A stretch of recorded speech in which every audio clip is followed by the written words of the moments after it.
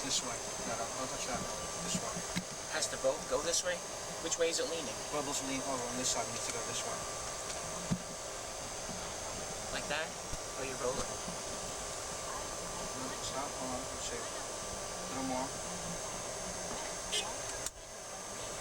Do the best you can with it. Let's just go with it.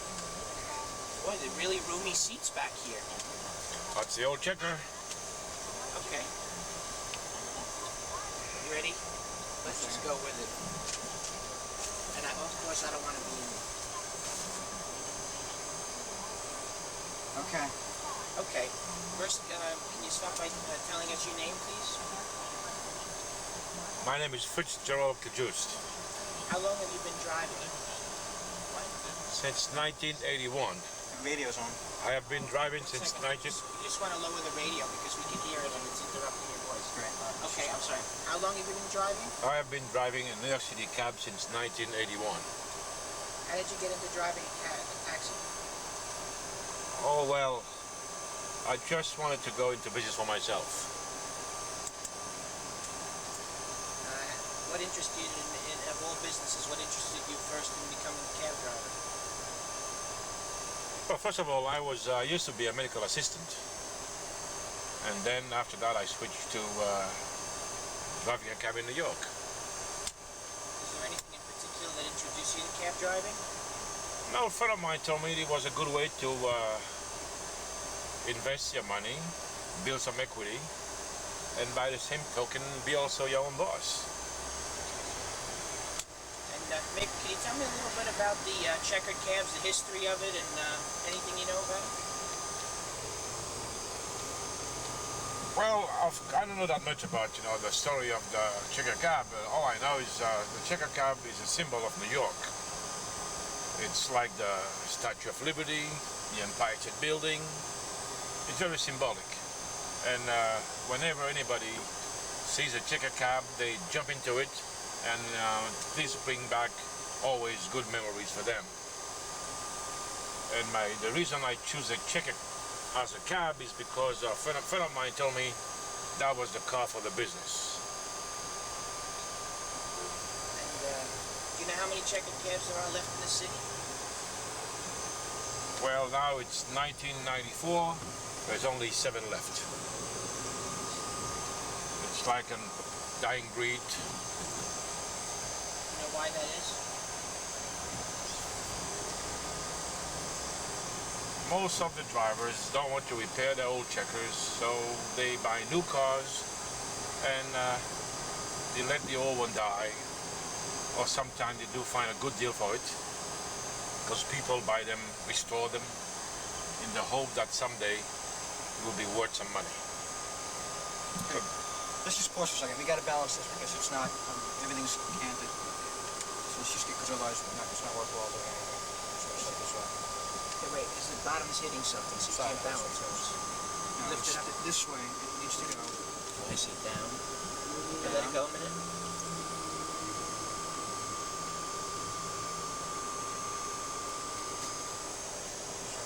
Are you getting too much backlight? I might think, yeah. Think so?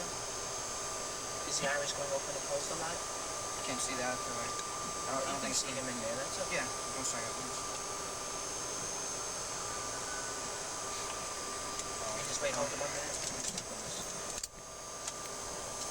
Okay, 1 second, please.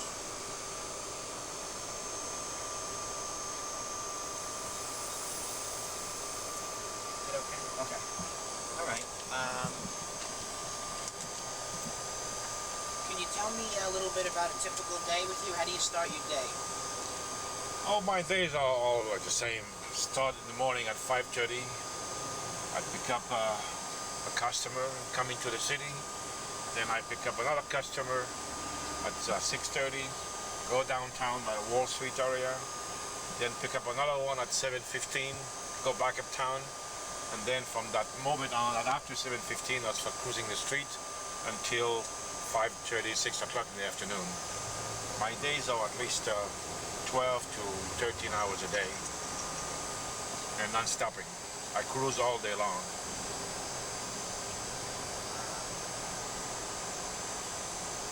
I'm curious to know see someone, obviously you look for a hail, but is there any particular thing that goes through your mind when someone, you look for some particular type, or is there some person you try to avoid, or what is it that you do? Tell us a little bit about, set up the scenario as if, okay, I'm driving down the street and, you know what I'm saying? Well, I drive all over Brooklyn, New York, Manhattan, Queens. There is no particular setup for a person, a taxi driver, to choose your customers. You drive the hill, you pick up, then you go, and then you drive again, and you pick up, and you keep going. Is there any particular area of the city that you find that you really enjoy driving more than any other? There is no place in the city that you really can enjoy driving.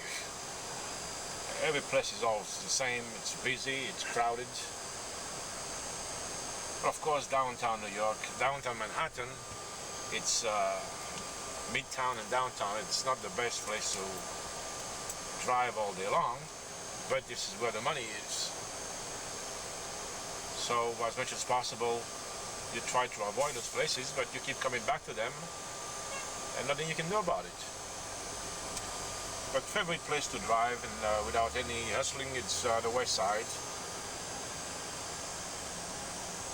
But after certain hours on the West Side, there is no fare, so you have to switch to some other places and see what's going on, and according to what's going on in that city. Sometimes you have to go all the way by 12th Avenue, trying to pick up people at the Javits Center. Sometimes you work the hotels. Eventually you might get an airport fare, which I really don't particularly care about it. But sometimes it's good to rest the machine and to rest yourself. Mostly when it's very hot and humid. Now, I'm curious, you mentioned about the difference between driving locally or driving to the airport. Can you say which you prefer and the pluses and minuses of each? I like cruising the whole day. But it also depends. When it's very hot and very humid, your best bet is to go to the airport and relax and rest, and then come back after when the heat is over and start working it all over again. But for this, you take a chance. Sometimes you can wait in front of a hotel for a couple of hours and you wind up with a Penn Station. Also, you wind up with Kennedy or LaGuardia or whatever. But generally speaking, I cruise all day long, and I like cruising all day long. I like to keep busy. Can you tell us about some of the unusual people that you've had in your cab?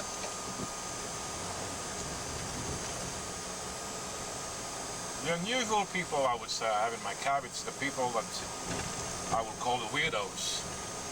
Like a guy came in one day and he had with him a boa constrictor. Aside from that, everybody's practically normal. Have any other weirdos in mind that you... Oh, well, it's very difficult to remember all those things, but I really don't. Have you ever had any famous people in your cab? Oh, yes. I mean, aside from everybody's a famous person. But the celebrities, I had a few sitting in the back of the cab. Some are nice, some are not nice. Some talk to you, some don't talk to you. Some want to be recognized, other doesn't want to be recognized. Amongst the best I ever had in the cab was they were Paul Newman. Mr. Newman is a fantastic guy, really. Also, the great violin player, Isaac Coleman, Mr. Jason Robert, Harvey Belafonte. Once I had Mr. Sidney Poitier. The other day I had a man called Tim Conway. If that sounds a bell. A great comedian. Very nice. They're all nice gentlemen. All nice people. That's really interesting. anything in the cab? Oh yes. In the back and the scab. As for leaving things, people always leave things, except money. Cold cash you don't find. Maybe a few dimes or a few pennies. But what you find most of the time is from false teeth to panties. Once I found a very good, valuable camera. I turned it into the police, and of course no one ever put a claim to it, so I wound up with that camera. But it was so difficult for me to work with it, I gave it to my son. And I think it's working pretty well, because he took some beautiful pictures with it. You always see in the movies that people are giving birth inside the cabs. Have you ever had anyone give birth? Well, as far as giving birth into my cab, not yet. And besides, you don't pick up pregnant women quite often, really. Pregnant women walk. They need the exercise. You see a lot in the news today about, unfortunately, about people who get in cabs and they either rob the drivers or the unfortunate circumstances happen. Has you ever had anything like that occur? Well, thank God, up to this date, I was never robbed at gunpoint, nor at knife point. I had a few times I had some bad experience of guys, women running away with my money, with the fare, and not cheap fare. Once I had a guy running away with my fare. It was close to $100. I took him from the airport to a place called Mount Sinai in Long Island, and the young man ran away with my money. Disappeared, vanished. Sometimes you pick up people at the airport and then they want you to take them to a certain area in Brooklyn or in Manhattan, and then they tell you, well, I don't have the money, I'll be right back, going upstairs, pick it up for you, and then they never shut up. Those are the unfortunate things that happened to me. Aside from that, I would say I'm still very lucky that nothing ever happened to me as far as being held up.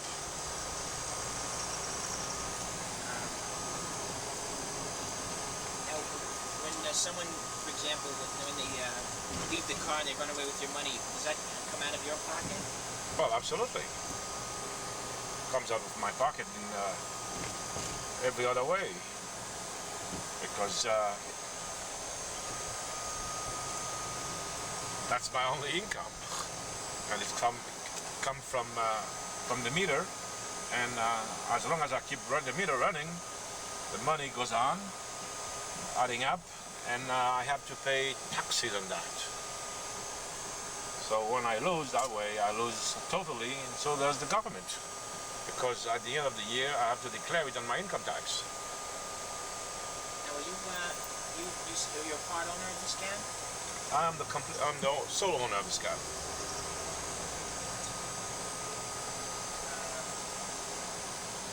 And I'm very grateful to the cab, because the cab put my wife into business, put myself into business, and my son into business.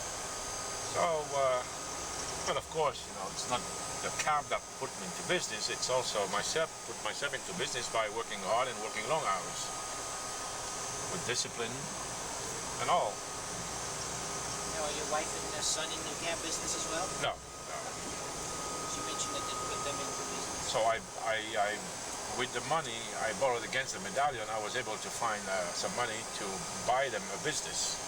But my wife is a beautician, so I had to borrow some money so she can buy herself a beauty salon. My son wanted to go into the limo business, so I had to borrow some money against the medallion and buy him a car, and so he can get into the limousine business. Can you comment a little bit about the potholes or the street conditions in New York? Oh, there is no possible way you can comment about that. There is more pothole than streets. There's more pothole than people. It's a real nightmare. That's the only way I will describe it. It's a nightmare for all of us taxi drivers. You work 7 days a week? 7 days during the winter time, and sometime 5 days, 6 days in the summertime. Can you talk a little bit about the weather, about driving in different weather conditions? About driving when it's cold, it's really much better. You have more fares when it's very cold. People don't walk, they take a cab. The same thing when it's very hot. People take a cab, they don't walk. But the perfect weather for us taxi drivers or in the taxi industry is a nice, sunny, beautiful day. Temperature up to 65, 70. Everybody's out shopping and going up and down, having their lunch appointment and dinner appointment. So the city is moving. A lot of stores are giving sales. So this is really a good day. A beautiful sunny day. Like in the springtime. How far out of the city limits will you drive? Oh. Driving, you don't drive city limits. You drive all over. And cruising the street sometime, I do find fare going all the way up to, let's say, around Concoma or Flemington, New Jersey, you name it. Once I had a fare going to Atlantic City. Can you talk a little bit about the price of the fares? Do you think it's fair? Do you think it's any comment about the how much do you charge, and then you can comment on it. The fare in New York City is, as far as I'm concerned, is low, because we are the cheapest still in the taxi business compared to other cities in the United States, and compared to other cities, other big cities all over the world. New York is still the cheapest. But nothing we can do about it, because this has been always approved or disapproved as far as race is concerned by the city council, and they decide. So what can you do? They go according to a taxi driver needs. They are not taxi drivers, but they go according to the taxi driver need, and mostly they go according to the people needs, how much they can afford, and of course all those things are subject to the balance of the economy. So my comment is we're still the cheapest and we give good service. Can you tell me exactly what is the can you tell me exactly what is the fare that it says on the side of the vehicle?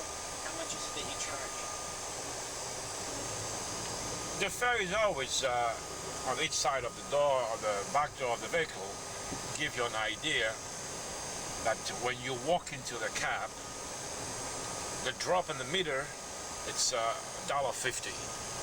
Then from then on, about every, I would say 5 blocks or 3 blocks, it goes up 25 cents.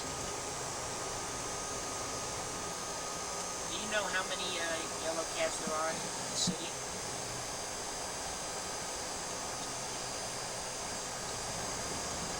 How many yellow cab in New York City right now will be the same like it's been since the late 1930s, 11,000 and some, I would say close to 12,000. Still the same amount since those medallions were issued. Can you tell me why are the cabs yellow? Well, that was a city ordinance under, I can't remember which mayor, to distinguish the taxis from other cars. There used to be different colors. There used to be 3 tones, green and white and yellow and red. But finally, one mayor came in and said, well, enough is enough. Let's make the taxi industry all yellow. For this, you have to do some research in your library to find out which mayor issued that. I I was told that the reason it was yellow was because someone found out that yellow with a tint of red was the color easiest to see from far away. That could be possible. It's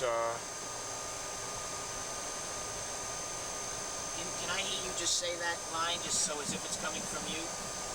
I'm sorry? Can you say that line as if it's you knew that information, as if yellow with a tint of red was found to be the easiest color? Well, the taxis were turned yellow because they find out that the yellow and the red was they were the color that will attract people, and you can distinguish, you know, the taxi from another car. It was easy to pinpoint. Have you ever been in an accident? Not really tragic accidents, but I was hit a couple of times on the back, and that's about it. I wound up once in a hospital, but it wasn't too bad. 1 second. Everything okay? Yep. Okay, let's continue. Can you tell me a little bit about how you feel about gypsy cabs? Well, the gypsy cab is my competitor, of course. What can I say about them? They are the evil of the industry, but they are somehow and also a necessity, because taxi drivers, yellow cab, sometime don't go in such a neighborhood to work there constantly. And those people have to move, find a way of transportation. So the gypsy cab comes into the picture, and in some respect, it's somehow helpful. I don't see. I'm curious if you can say much about this. We discussed about hailing. When you're driving down the street and you see someone, how can you tell that they want you to stop for them? But just lift the hand up, and you know at that point that they need a cab. Have you ever had any unusual way that people have hailed you? Well, when they are both their ends are busy with packages, they use their head. And sometimes you just stop because you have that sixth sense feeling that they need a cab. Sometimes it works, sometimes it doesn't. But most of the time it does work. Okay. You know what? I think at this point it would be good if maybe we could just drive around a little bit more, and he's going to get some shots of the dashboard, and if you want, maybe you can lean back and I'll get down and you can shoot the back. You want me to do that? Well, let me just get this first. It's going really well. Thanks a lot, Fitzgerald. It's great. All right.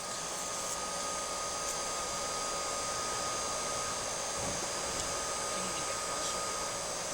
So you can maybe read what's on it.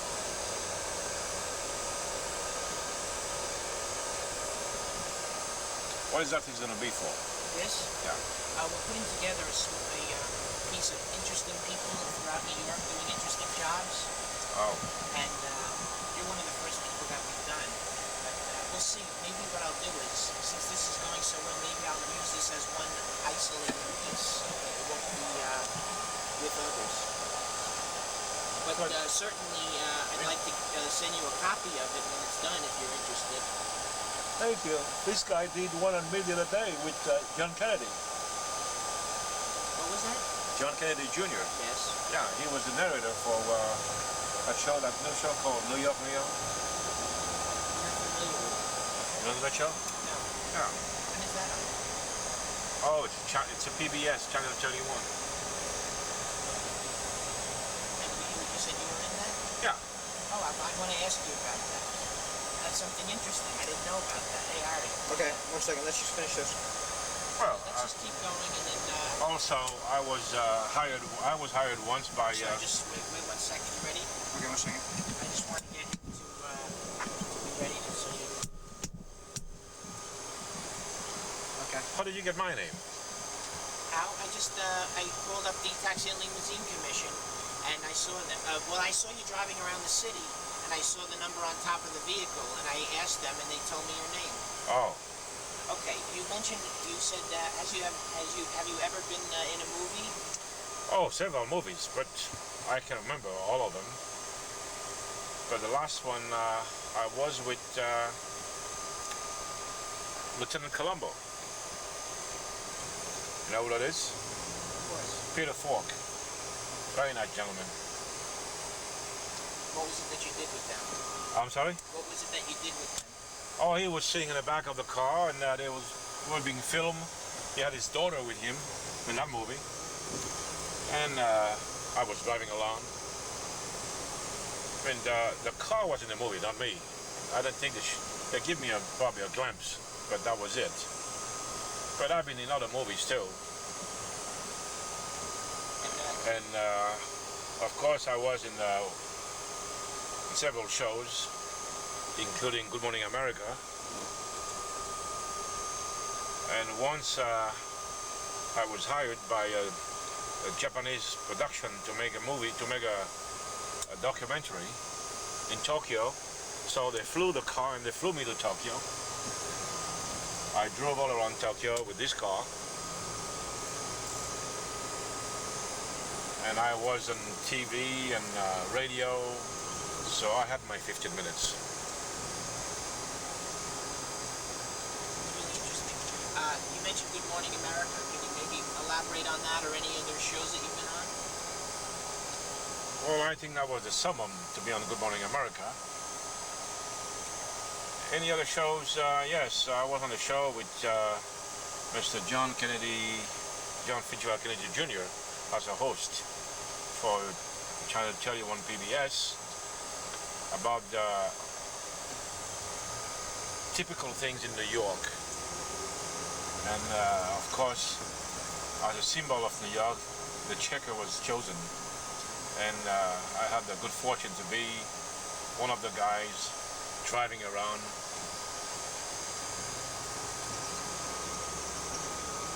And it was quite a nice experience, really. One question I have, how did you learn about where all the areas are in the city? What street names and where they are? Years ago, before you can obtain your hack license, you have to take a test, a written test.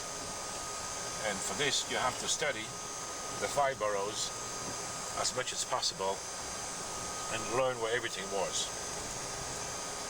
So that's how I did it.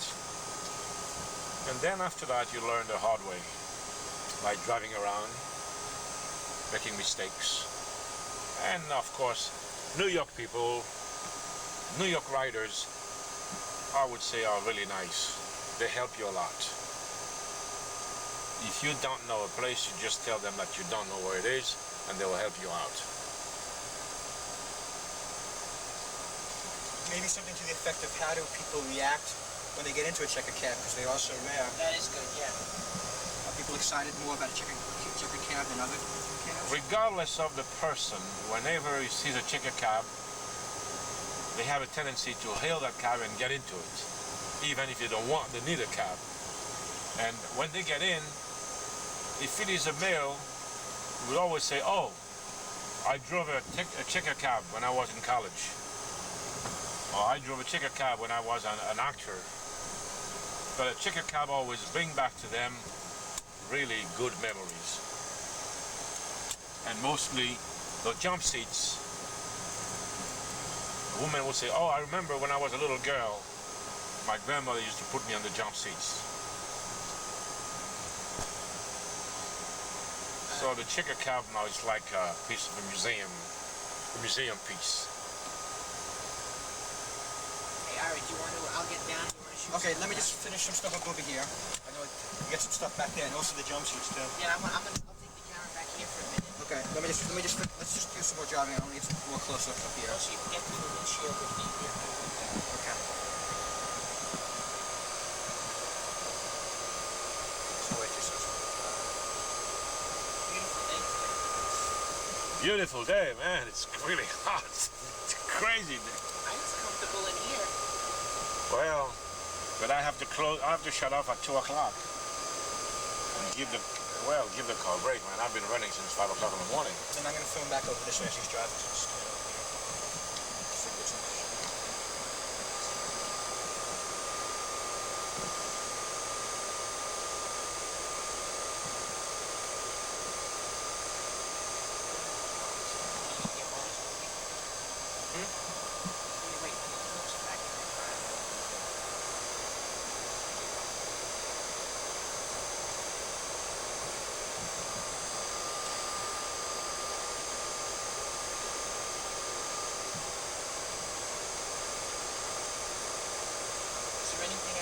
think of that you think maybe people who are not used to this whole way of life, being New York and cabs and everything else, may find interesting about what you do?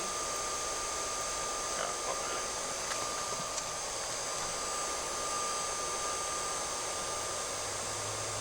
Oh, were you waiting for us? Yeah. Oh no. Oh, you can No, keep going. Oh, I'm sorry. I thought, You said you want to get some shot from the behind. yeah, now, it's just as we keep driving, so we have change of scenery in the back.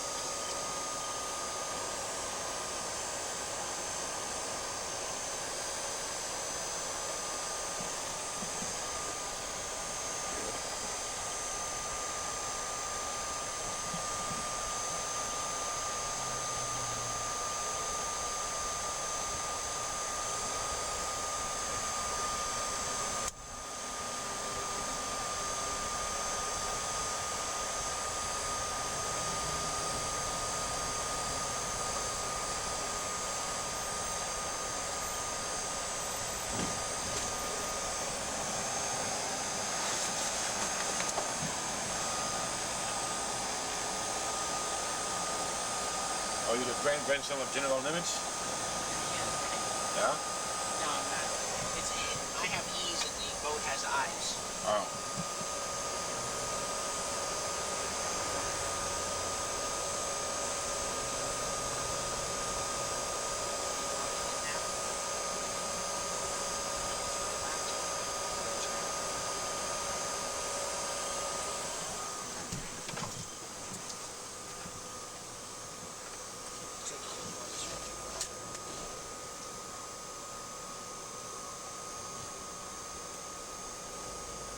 Keep letting it run so I can use this colorway. Now try to point it straight back. Am I in it? No.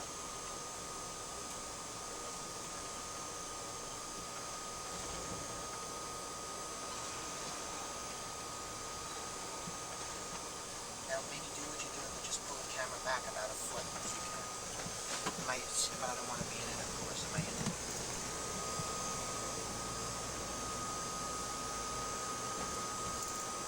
Am I? No.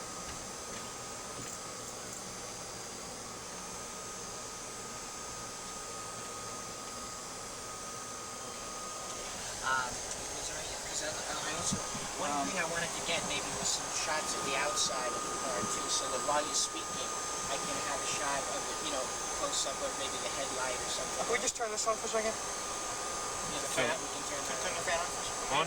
Sure. Thank you. This is to circulate the air conditioning. That's a big help. So where you want to take a picture of the back? From here? Okay. Yeah. This is great. We're just gonna, he's gonna just get out. I'll wait in here, and you want to take the, you don't need the headphones. That was a good Well, shot. you want to take some stuff? We need to get some stuff of the jump seats here. Oh yeah, you know what? Why don't you? I'm saying, just trying to think. Do you want to come back here for a minute? Yeah. You know what? Maybe could we go once around the park one more time and then stop here, and then I think that'll be it. Okay. Yeah.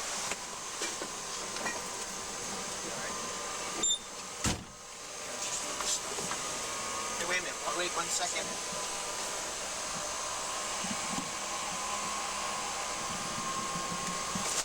Just get as much as you can of the seats.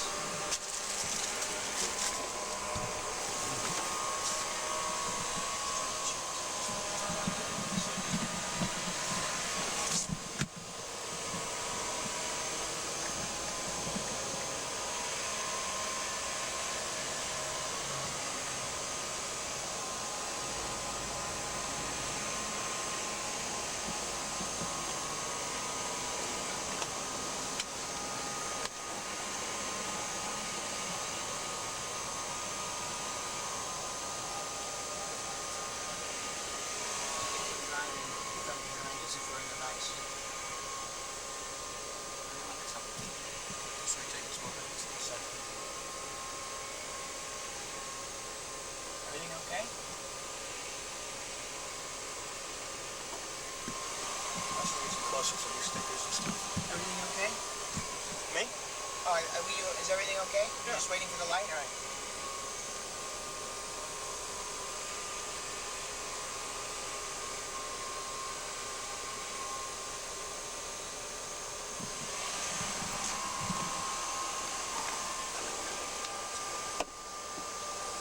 Okay, put a little closer to the lead on that side. Yeah, real quick, closer.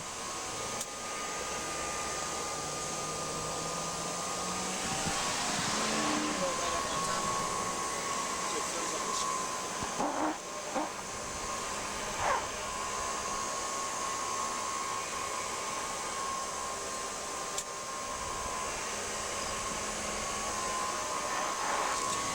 Just get it.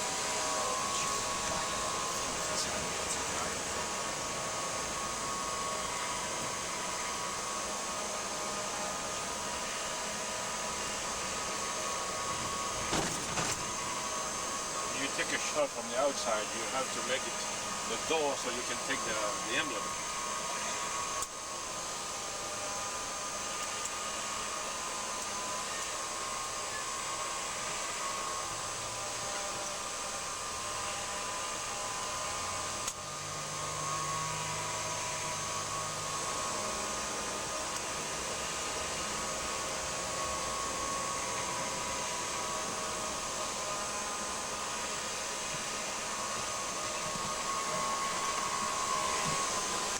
Stop at the same place we did before. We'll just take a couple of shots from, I don't know, on the other side there, on the south side. Oh.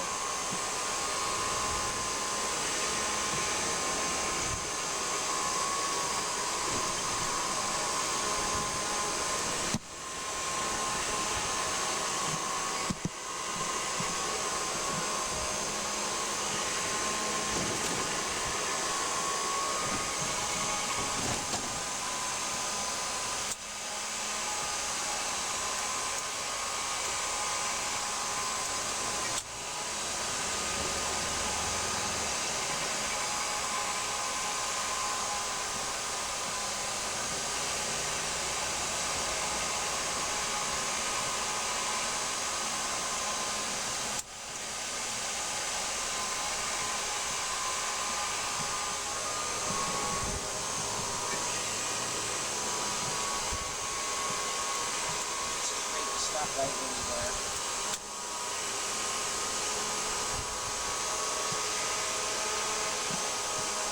It's great. Okay, leave a little bit of room because we may want you to drive up a few feet to that truck. Okay. Now, is it up? It's still recording. I don't want you to see me, all right? Well, I see you. Okay. Yeah, but come over here and just see the door. See a little bit of this?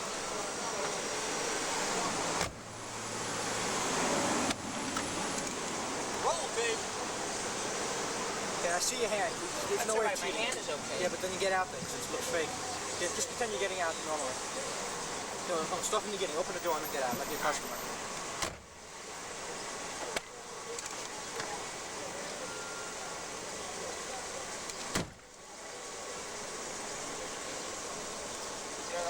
Go around, get close up with the checker, get him sitting inside, close up with the door, get a real, you know what I also like to get? Close up with the air condition sign, and also the taxi fare that says initial charge.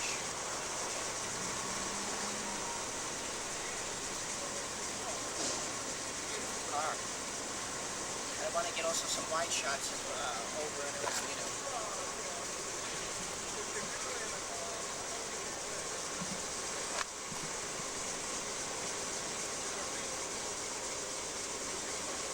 Hold on that for a few seconds.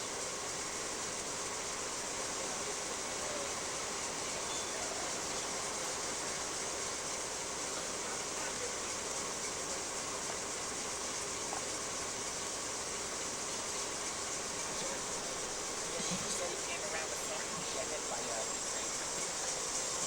Oh no, if you can go in front.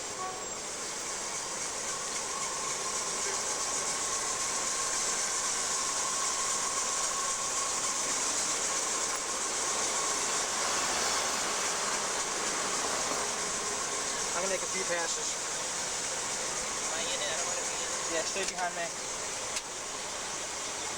Also, get a close up if you can of the mirror on the side. Okay, I'm gonna get higher as I go around. And also the sign on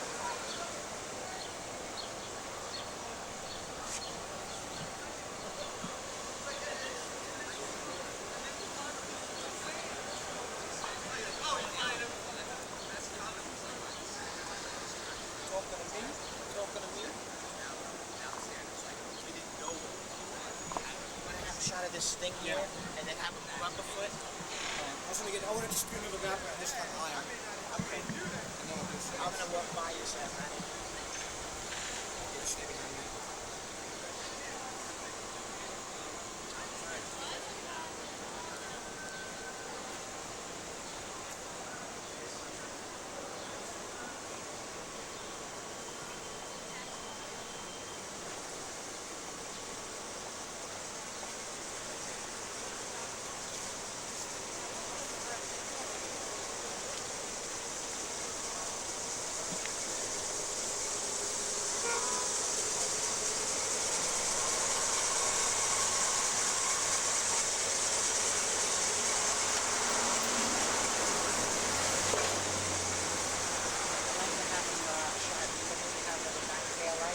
Have him inch up a little bit as if he's pulling away. Okay. Like Before he does there. that, let me get some stuff before he pulls him out. Get some wide angle to the whole car. Come up to the hold it up the right. Come over here, screen where I'm standing, so I keep the light close to it.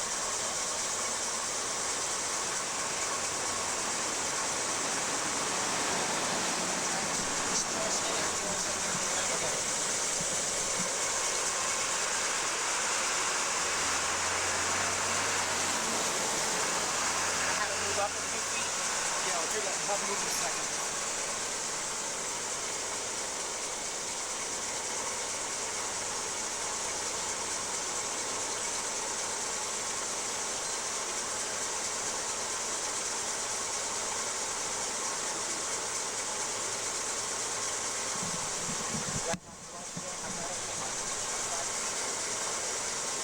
And I'm gonna get one from the back of him.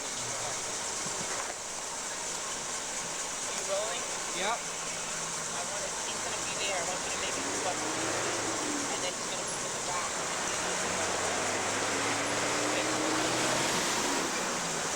Right, he's gonna go.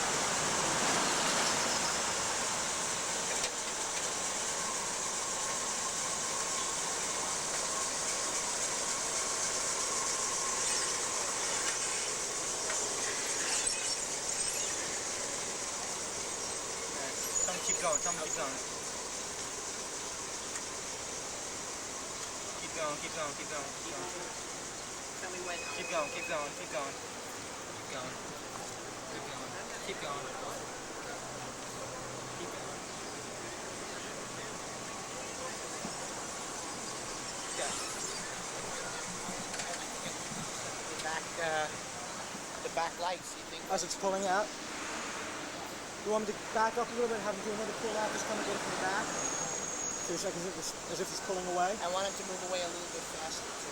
So maybe you should hold up with that shot to the actual, when we say goodbye to him, we'll just say, okay, pull out, and we'll just get it as it's pulling out. Okay. So that could be like a real pull out.